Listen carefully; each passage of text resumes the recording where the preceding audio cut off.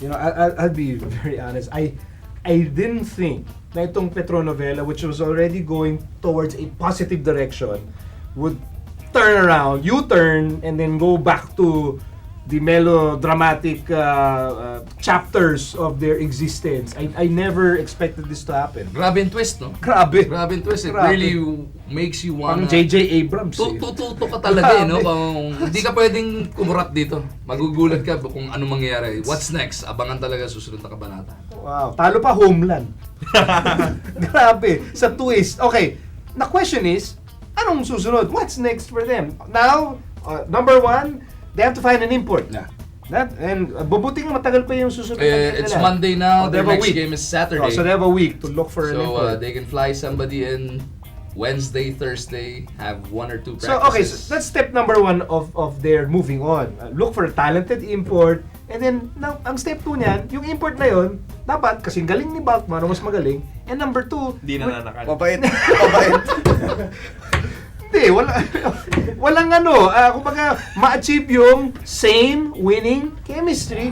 But the thing is, okay, I don't know, I mean, that's pretty stunning for, you lose your import, you get a lifetime ban, and then para you pick up the pieces and okay, let's play again. The one good thing, probably. What's the good thing? The one good thing probably that has come out or can come out of this, Petron came together. Sinamahan pa nila si Bachmann sa PBA office just a few hours ago.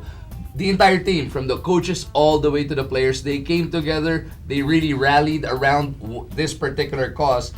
They didn't get that end result. Let's see how they bounce back from this. Pero at least they were together. Yeah, but they were together behind a guy who's gone. So, how do they move on? Yung sinuporta nila, wala na eh. Baka nga it might work in their favor pa na talagang okay, you rally around this particular cause, it didn't work, you channel all that energy now. So to it's like a major life bonding experience. Grabe, di ba? Okay, what do you think? You can't replace an import like Ronaldo. Okay. In the middle of the season, you expect an NBA caliber player to come in and replace what he did. I mean, he was the glue of that Petron team. Hindi lang siya magaling umopensa. He actually led that team. In defense and the entire team. The entire team. He was the focal point of everything in that team. Parang ano, siya yung unifying Kahit sa factor. huddle, exactly. Makita mo naman yung differential nila from the Philippine Cup to the Commissioner's Petron Cup. wasn't in Diba? good shape, in tremendous shape in the Philippine Cup. But then, nung dumating si Balkman, everyone rallied around him because he was a player that they could respect. Because everyone knew that Balkman was better than them. Kaya madaling sumunod eh. Everyone fell in line. How do you replace that now?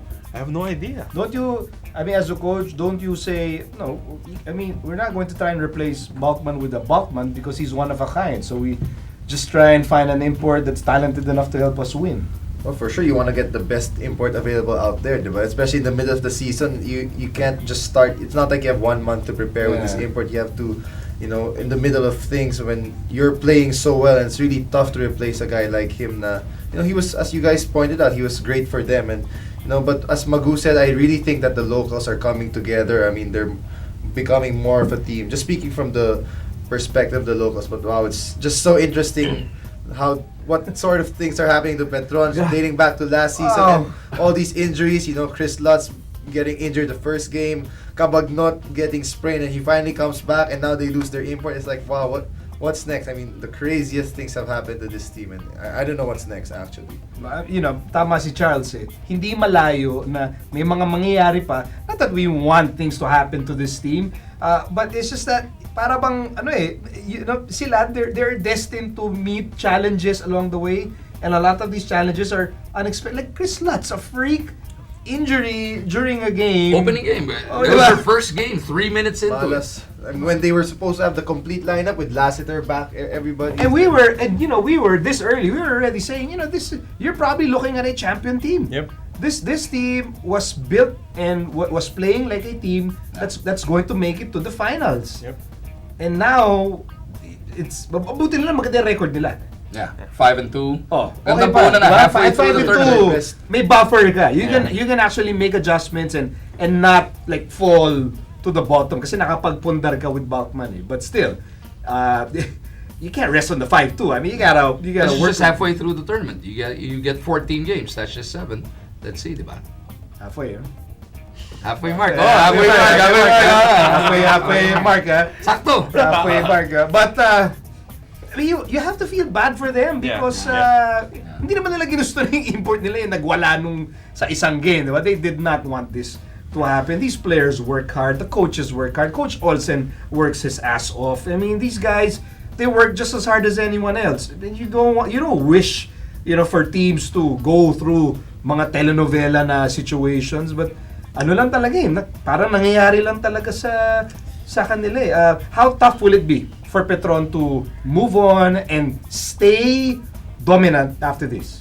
It's actually right now unimaginable. What do you mean? What do you mean unimaginable? We have no idea what kind of import they're gonna get. Okay. Si Tracy McGrady walang trabaho. Allen Iverson. Si Allen Iverson. Eddie Curry. May ginagawa na ba yun? No, we have no idea what kind of import they're gonna have. And how they take this, yung character, ayun na naman, I've been stressing this about Petron, what kind of character do they want out of this team? They came together for this cause nga, how do they deal with this disappointment? Ronaldo Bogman couldn't deal with the disappointment of snapping that 5-game winning streak. How does this group as a team deal with the disappointment of having to adjust, di ba? Having to adjust with a brand new import coming in. Sayang, si Chris Anderson nakuha ka agad ng maganda sana siyang kapalit. Si Kmart 10-day contract lang, di ba? The burned man. Ay, gano'n kahirap. The job of Petron to pick up the pieces and If you say continue. pick up the pieces and keep competing, I'd say it's relatively possible because these are a good bunch of guys. Wala ka namang maku-question dun sa talent na nasa Petron. Walang panapon yan eh. But if you ask if they could continue to be dominant, I don't think that's possible. You don't think it's possible? Because as I've said, you don't replace someone like Ronaldo Bogman. You probably can't. How hard will it be for this team? I don't know, but I hope it's hard. Selfish! Puro barako lang iniisip mo. Puro kami talo eh. Pero mahirap. It's gonna be hard. It's gonna be hard, but I think amongst a lot of the teams, they have a lot of talent and they'll somehow be able to find a way to compete. Even if, let's say they had no import, I think they'd stick close to rain or shine for their next game without an import.